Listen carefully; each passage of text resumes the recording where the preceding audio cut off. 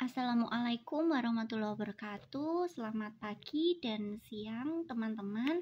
Salam sejahtera untuk kita semua.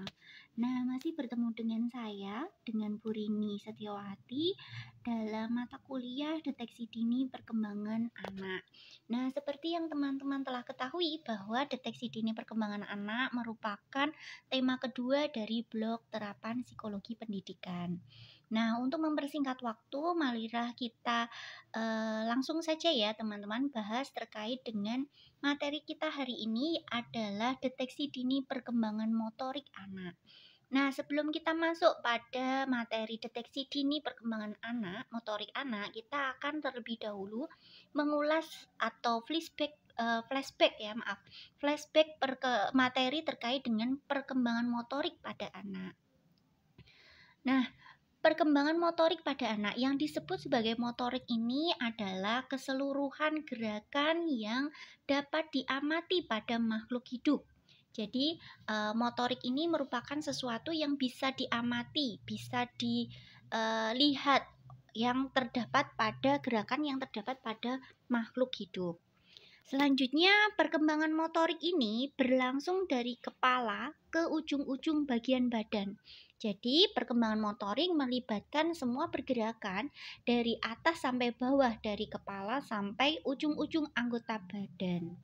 Nah, perkembangan motorik ini dimulai dari gerakan yang global, kemudian berkembang menjadi gerakan yang terarah atau gerakan yang khas. Jadi mulai dari gerakan yang umum atau global, kemudian menuju pada atau berkembang menjadi gerakan-gerakan yang lebih spesifik atau khas. Nah, pada perkembangan motorik ini melibatkan koordinasi aktivitas syaraf pusat, saraf tepi, dan juga otot-otot yang ada pada makhluk hidup tersebut. Jadi, untuk menunjukkan perkembangan motorik, ini diperlukan kemampuan koordinasi antara saraf pusat, saraf tepi, dan juga otot-otot yang dimiliki oleh makhluk hidup tersebut. Nah, nanti saat diskusi, nanti saya akan tampilkan contoh video yang menggambarkan perkembangan motorik anak. Nah, nanti teman-teman bisa coba dicermati apakah perkembangan tersebut termasuk dalam perkembangan motorik halus ataukah kasar. Nah, keterampilan motorik ini tadi tidak serta-merta dimiliki oleh seorang anak yang baru lahir, tetapi dapat diperoleh dengan berbagai metode atau cara. Yang pertama adalah anak belajar dengan coba salah atau try and error. Kemudian yang kedua dengan meniru atau mengimitasi gerakan yang dilihatnya. Kemudian yang ketiga adalah dengan latihan atau dengan mendapatkan stimulasi mental sehingga anak dapat melatih keterampilan motorik yang dimilikinya.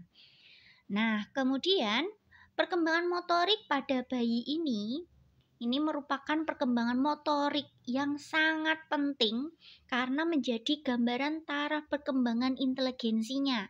Kenapa demikian? Karena seperti yang telah kita bahas sebelumnya bahwa perkembangan motorik ini merupakan hasil koordinasi sistem saraf pusat, saraf tepi, dan saraf otot, di mana pergerakan itu pasti akan dikendalikan oleh otak ya, otak yang merupakan pusat pengatur dari segala pergerakan, segala aktivitas kognitif, bahasa, dan lain sebagainya. Jadi individu atau bayi yang menunjukkan perkembangan motorik yang sesuai dengan tahapan usianya ini dapat memberikan gambaran juga terkait dengan perkembangan inteligensinya. Nah, perkembangan motorik ini bisa dibagi menjadi perkembangan motorik kasar dan juga halus. Nah, apa saja perkembangan motorik kasar dan motorik halus itu? Marilah kita bahas satu persatu bahwa perkembangan motorik kasar ini melibatkan pergerakan pada otot-otot besar.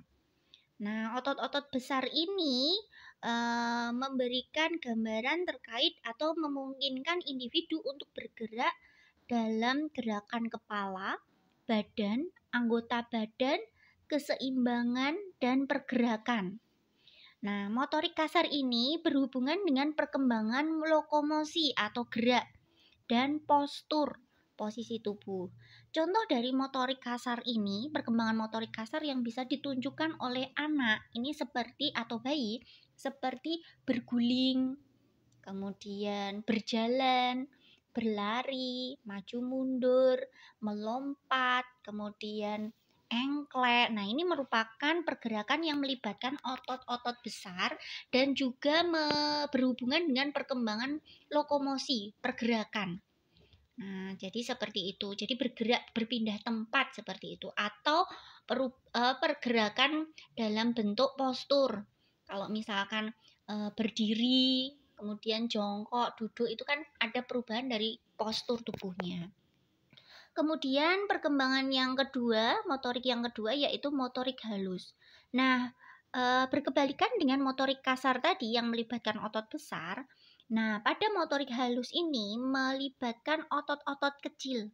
Otot-otot kecil di mana pada motorik halus ini merupakan koordinasi halus yang melibatkan otot-otot kecil yang dipengaruhi oleh matangnya fungsi motorik, fungsi visual yang akurat, dan juga kemampuan intelek nonverbal. Contohnya adalah memegang pensil, kemudian menulis, kemudian menggunting, kemudian memasukkan tali ke dalam lubang manik-manik, kemudian bisa memasukkan benang ke dalam lubang jarum, atau mengancingkan baju, atau menali. Nah, gerakan-gerakan tersebut yang melibatkan otot-otot kecil. Sehingga apabila individu yang memiliki fungsi visual yang terganggu ataukah motorik otot kecil yang terganggu, pasti akan kesulitan untuk melaksanakan atau menunjukkan pergerakan tersebut. Selanjutnya di sini saya akan menyampaikan terkait dengan 5 prinsip penting perkembangan motorik. Nah, prinsip yang pertama adalah perkembangan motorik ini bergantung pada maturasi otot dan syaraf.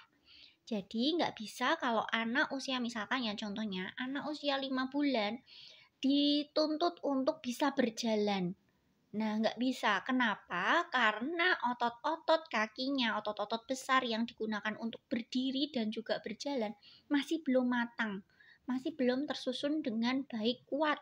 Sehingga apabila dipaksakan untuk berjalan, ini akan terjadi kerusakan atau hal-hal yang mungkin tidak diinginkan, seperti kakinya nanti bisa bengkok, kemudian anak akan menangis, merasa kesakitan, dan lain sebagainya.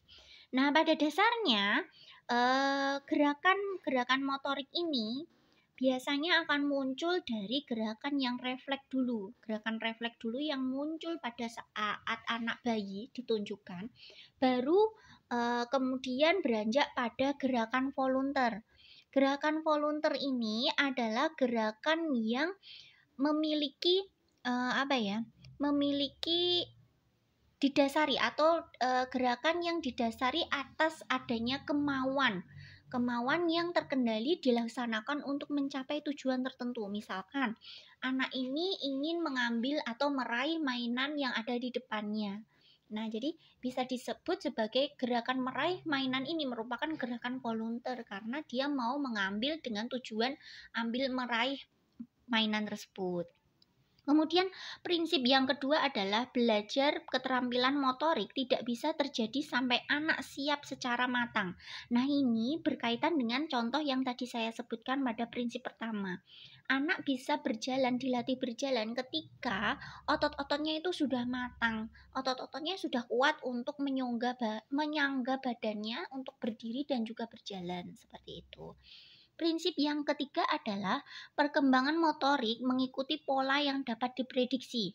Seperti contohnya bayi usia 6 bulan dia akan belajar untuk mulai belajar mungkin dia akan mungkin belajar berjalan dengan tahapan tengkurap dulu, ngangkat kepala, kemudian berjalan pada usia 6 bulan mungkin merangkak, kemudian nanti mulai berdiri, belajar berdiri, kemudian berjalan dengan bantuan bahasa Jawanya kayak dititah, kemudian mulai belajar berjalan dengan berpegangan, kemudian bisa berjalan dengan tanpa pegangan dan selanjutnya. Nah, jadi perkembangan motorik itu mengikuti pola yang dapat diprediksi setelah ini, seperti itu. Kemudian, pola perkembangan motorik itu dapat ditentukan. Jadi, dapat ditentukan seperti contohnya, perkembangan motorik itu dapat mengacu pada suatu gerakan volunteer. Selanjutnya, kecepatan perkembangan motorik itu berbeda pada setiap individu. Nah, ini jelas terkait dengan kematangan individu, kematangan dalam hal otot-ototnya, kemudian perkembangan inteligensinya itu akan berbeda-beda. Atau bahkan apabila anak memiliki gangguan perkembangan yang lain mungkin bisa mempengaruhi perkembangan motoriknya, seperti itu. Nah, di sini saya akan menjelaskan tentang perkembangan motorik kasar dan halus pada anak normal. Jadi di sini adalah acuan usia yang normalnya anak itu sudah mulai menunjukkan perkembangan motorik. Nah, yang pertama adalah perkembangan motorik kasar pada anak usia anak normal. Nah, anak normal pada usia 0 ini pastinya sudah menunjukkan perkembangan motorik.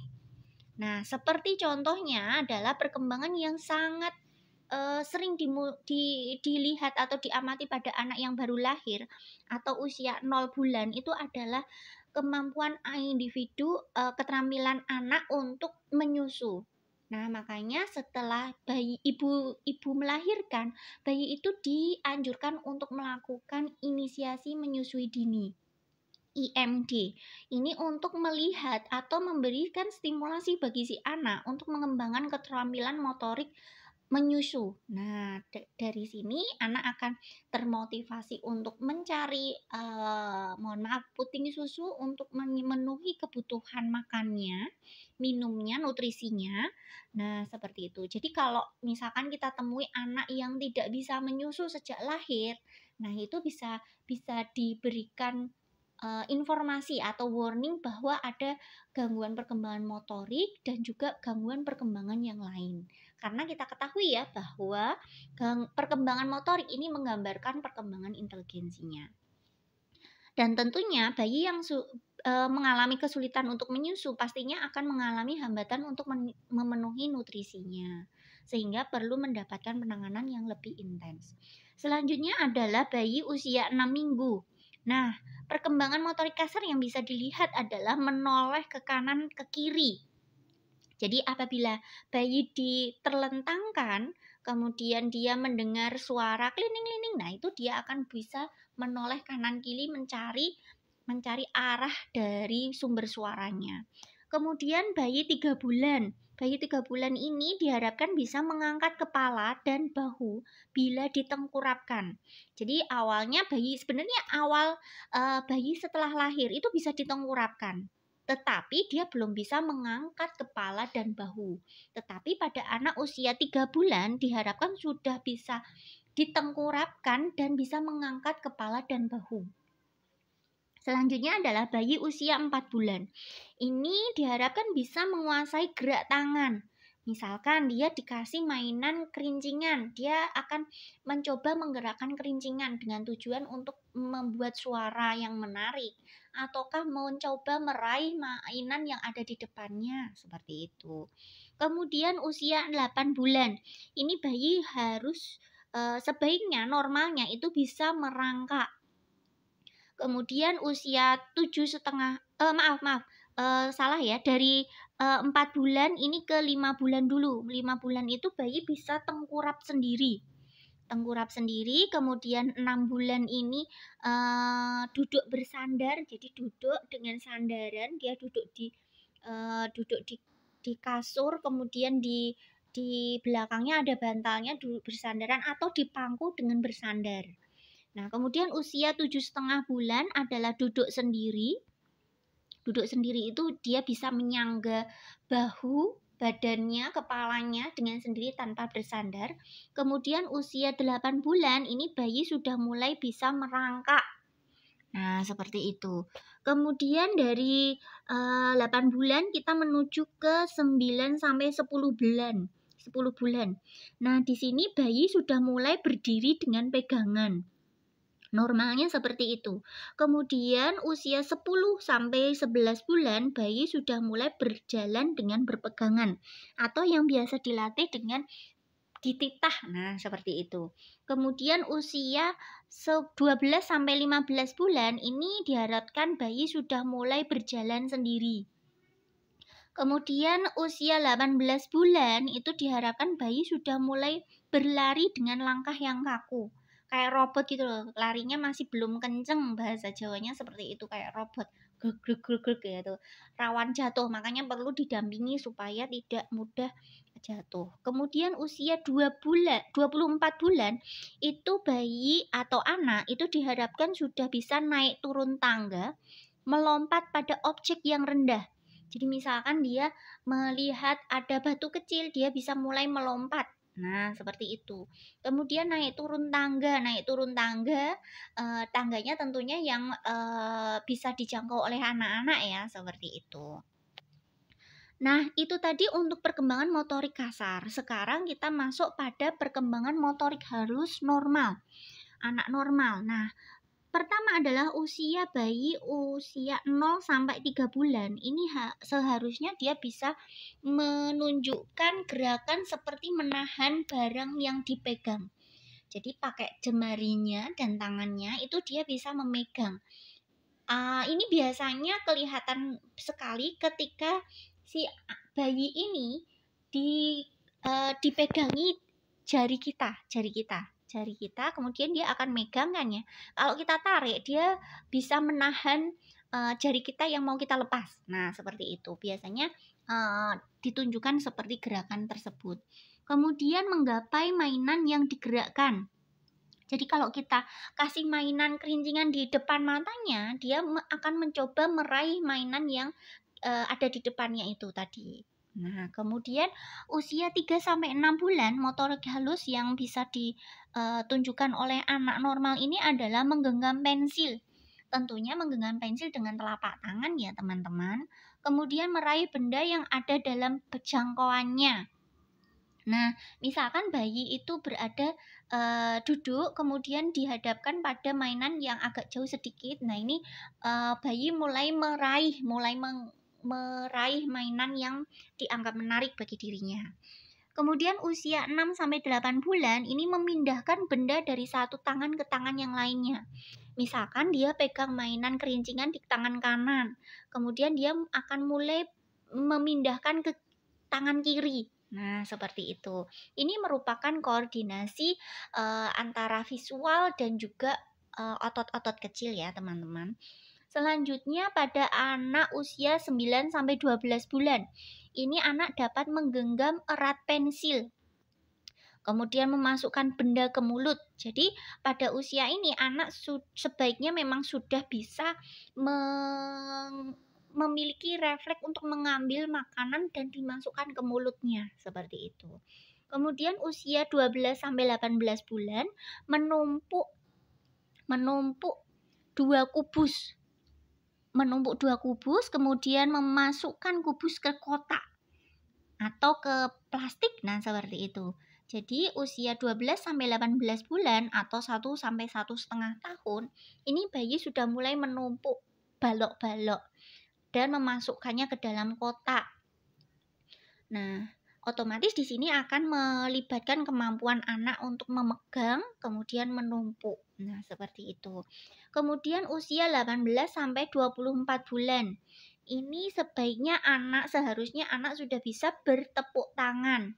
Bertepuk tangan seperti bernyanyi ya.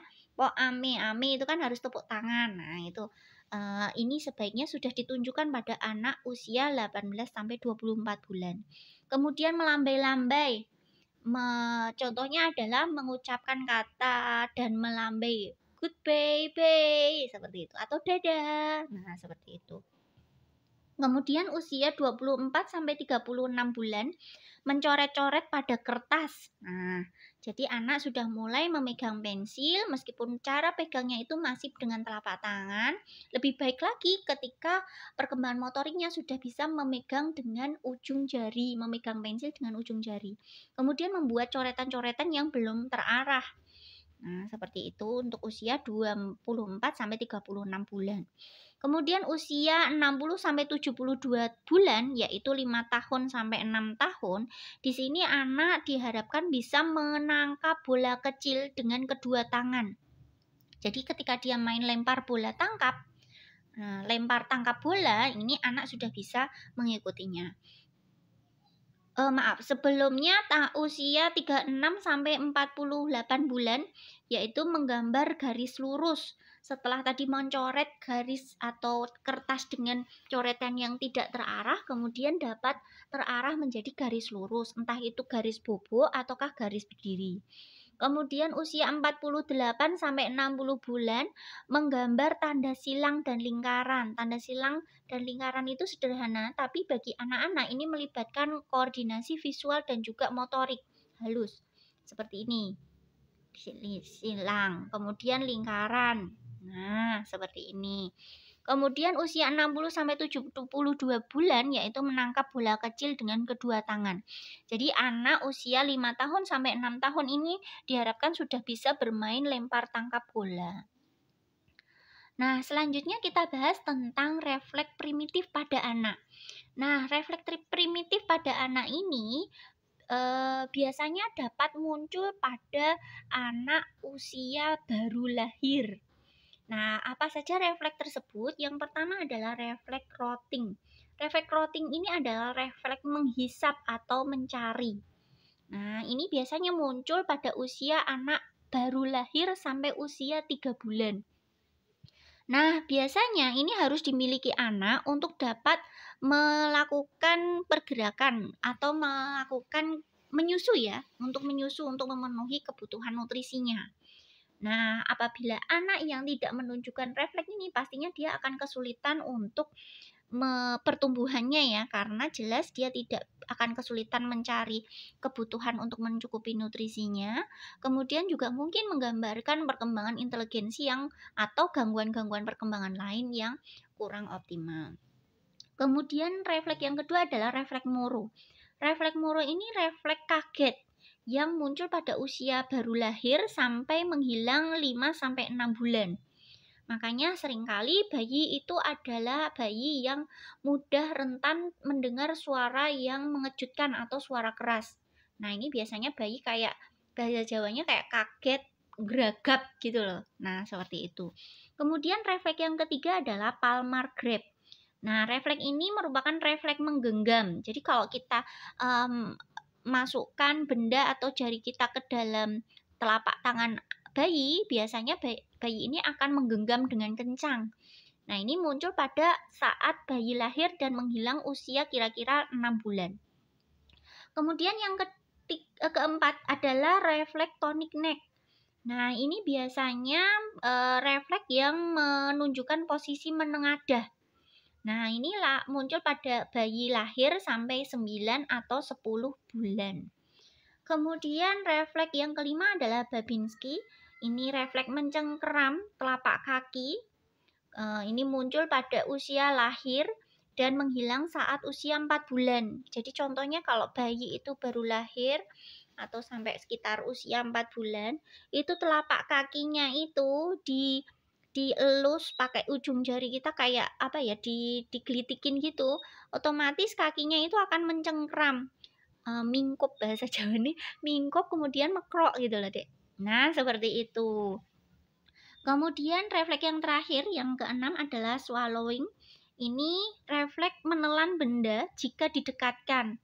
Nah ini biasanya akan muncul saat bayi lahir sampai tidak diketahui ya, ini masih belum begitu jelas menghilangnya sampai kapan, karena pada dasarnya naluriah seorang individu itu ketika dia melihat makanan ataukah sesuatu benda itu akan dimakan, apalagi bayi atau anak itu sedang keadaan lapar. Nah, itu tadi terkait dengan refleks primitif pada anak. Nah, nanti kita di saat sesi diskusi kita akan mendiskusikan refleks apa sajakah yang ada pada 3 gambar ini. Gambar yang pertama, bayi sedang mendekatkan telapak tangannya di mulut.